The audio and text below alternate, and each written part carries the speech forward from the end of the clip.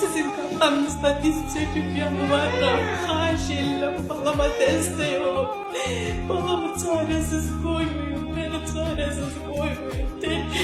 Sizlere kurban olun. Balasız koymayın. Əziz mənim dəyərli xalqım, sizlərə qurban olun. Haşillah balama destek olun. Sizlərə yalvarıram. Məni çarəsiz qoymayın. Məni balamdan çarəsiz qoymayın. Tək ümid yerim sizsiniz. Sizə qurban olun. Səsimə səs verin. Sizlərə qurban olum. Ay mənim giran boy əhalim, Azərbaycan əhalim. Sizin kafanızda diz çöküp yanım. Güzel karası bir babam var.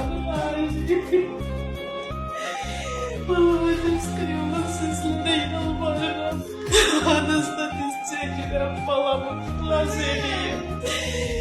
Şekillerimizi paylaşın nerede bir monat desteği istiyorum sizlere kurban olun balamı klas edeyim. Tek ümit yerim sizsiniz.